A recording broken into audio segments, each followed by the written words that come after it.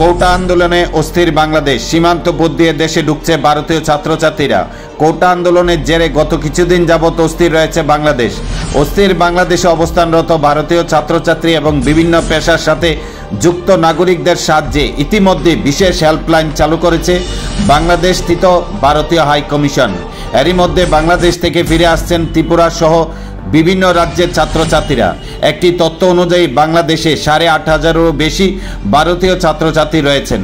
কোটা আন্দোলনের জেরে সেখানে স্কুল কলেজ সমস্ত কিছু অনির্দিষ্টকালের জন্য বন্ধ হয়ে গেছে। রাস্তাঘাট বন্ধ থাকায় ছাত্রছাত্রীরা কিছু জায়গায় সমস্যায় রয়েছে। এই অবস্থায় ভারতীয় হাই কমিশনের স্থানীয় কর্মকর্তাদের মদতে ভারতীয় ছাত্রছাত্রীরা দেশে ফিরেছেন। গত কয়েকদিন যাবৎ আগরতলা আন্তর্জাতিক স্থলবন্দর সহ সোনামুড়া সীমান্তপুর স্থলবন্দর দিয়ে ত্রিপুরা সহ ভারতের বিভিন্ন রাজ্যের ছাত্রছাত্রীরা এপারে আসছেন।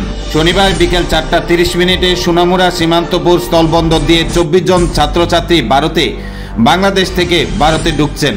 তাদের মধ্যে উত্তর পূর্বাঞ্চল সহ দক্ষিণ ভারত এবং কাশ্মীরের ছাত্রছাত্রী রয়েছেন। সন্ধ্যার মধ্যে সীমান্তপুর স্থলবন্দর দিয়ে আরও 140 জন ছাত্রছাত্রী ভারতে ঢোকার কথা রয়েছে।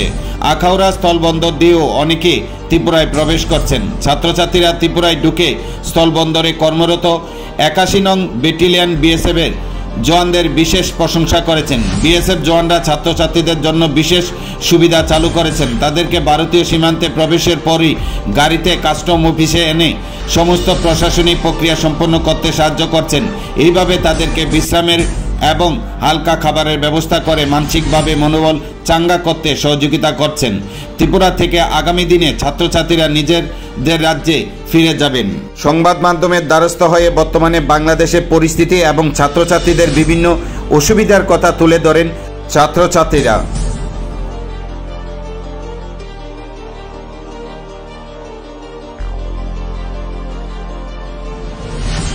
আগরতলা থেকে ত্রিপুরা আগরতলা। আমি ময়নামতি মেডিকেল কলেজে 3rd ইয়ারের স্টুডেন্ট। তো আজকেই আসলে মানে ওইখানে পরিস্থিতিটা কি ছিল যে তোমাদেরকে চলে আসতে হয়েছে এখানে? আজকে পরিস্থিতি এখন বাংলাদেশে অনেক বাজে আছে। কারফিউ লাগিয়ে দিয়েছে ওইখানে, কেউই গ্যাদারিং করতে পারবে না, কিছু করতে পারবে না। আর আমাদের কলেজ থেকে বলেছে হোল কলেজ ভ্যাকেট করে আজকের মধ্যেই সবার বেরোতে লাগবে। আসার পথে কোনো সমস্যা হয়েছে কি? না, আমরা যেই রোডে এসেছি ওখানে এখনো কোনো সমস্যা নেই, কিন্তু দূরে যারা আছে তাদেরকে একটু প্রবলেম ফেস করতেই হচ্ছে। কতদিন ধরে সমস্যাটা চলছে? এটা চলছে আজকে 4-5 দিন ধরে। মূলত কি নিয়ে সমস্যাটা তৈরি হয়েছে সেখানে? কোটা বিষয়ে সিকিউরিটি এসব নিয়ে সমস্যা চলছে ওদের। ওরা প্রোটেস্ট করছে স্টুডেন্টরা, ওদের এগেনস্টে ওদেরকে মারধর করা হচ্ছে। যে সমস্ত স্টুডেন্টরা প্রোটেস্ট করছে তাদের পক্ষ থেকে তোমাদের উপরে কি কোনো রকম কোনো মানে থ্রেটিং এসছে কি? আমাদের কোনো কিছু হয়নি। এখন অবধি এখানে এসেছে, আসার পর কী রকম ফিল হচ্ছে? বাংলাদেশ থাকার সময় কী রকম ফিল ছিল, এখন এখানে আসার পর কী রকম ফিলটা হচ্ছে?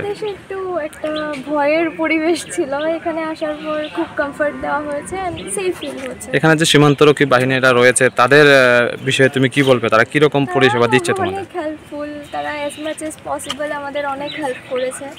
আমরা খুব গ্রেটফুল এর জন্য। তো বিএসএফকে কি বলবে তুমি একটা ভাষায় যদি বলতে চাও? Thank you. এই যে তোমরা বর্ডার ক্রস করে আসলে বিএসএফ তোমাদের কিরকম সাহায্য করেছে? অনেক সাহায্য করেছে। ওরা আমাদের লাগেজ আনতে হেল্প করা থেকে কমফর্ট করা থেকে সব কিছুতে খুব হেল্প করেছে। মানে এখন তোমরা আশ্বস্ত এবং নিশ্চিত যে ঘরে আছো? বিএসএফ আছে, বিএসএফ ক্যাম্প এরিয়াতে আছো, মানে নিশ্চিত আছো ইন্ডিয়াতে আছো তোমরা। Thank you. লাস্টে একটা জয় হিন্দ তুমি শব্দটা বলে দাও। জয় হিন্দ।